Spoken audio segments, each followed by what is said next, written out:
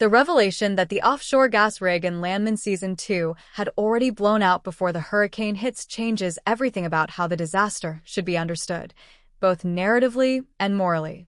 What initially looks like a tragic act of nature is quietly reframed into something far more damning, a man-made failure that was already in motion long before the storm arrived. This detail doesn't just raise the stakes, it exposes the deeper rot inside MTechs and the industry itself.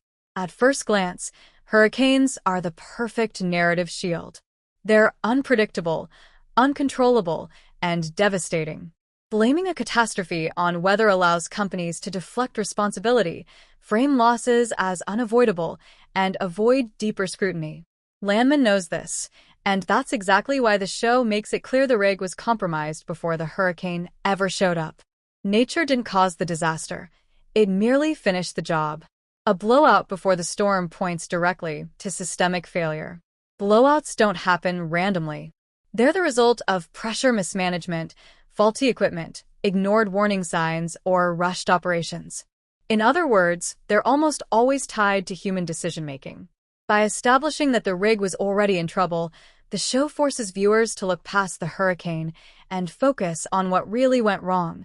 Leadership choices made under pressure, corners cut to meet deadlines, and risk accepted because failure had become too expensive to acknowledge. This revelation is especially damning for MTechs because it arrives at a moment when the company is already overstretched. The offshore expansion was supposed to be a lifeline, a high-risk move justified by desperation. But desperation is exactly what leads companies to push rigs beyond safe limits. The blowout suggests that MTechs wasn't ready for offshore operations, not financially, not structurally, and not ethically. They went offshore before they were stable enough to survive it. For Tommy, this detail hits at the core of his leadership crisis.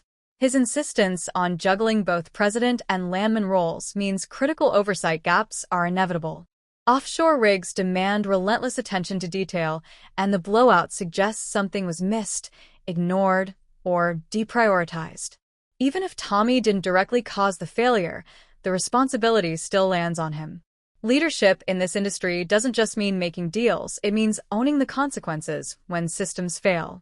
What makes this especially tragic is that the hurricane becomes a convenient excuse after the fact. Once the storm hits, the narrative shifts. The blowout is buried under footage of wind, waves, and destruction. Public perception changes. Regulators hesitate. Accountability gets blurred. Landman is sharply critical here, showing how disasters are often reframed to protect those in power. The truth doesn't disappear, it just gets drowned out by something louder. The timing also exposes the cost of Galino's influence. Offshore operations don't happen without money, and Galino's backing likely accelerated timelines that should have been slowed down. When investors push for results, safety becomes negotiable. The blowout before the hurricane implies that the rig was already being asked to perform under unsafe conditions, conditions tolerated because failure would threaten funding, reputation, and control. Galino may not be on the rig, but his pressure is felt there all the same. For Cami, the blowout complicates her alignment with Galino in a deeply uncomfortable way. She believes his money provides security and stability. But the rig failure suggests the opposite, that financial pressure may be creating blind spots rather than solving them.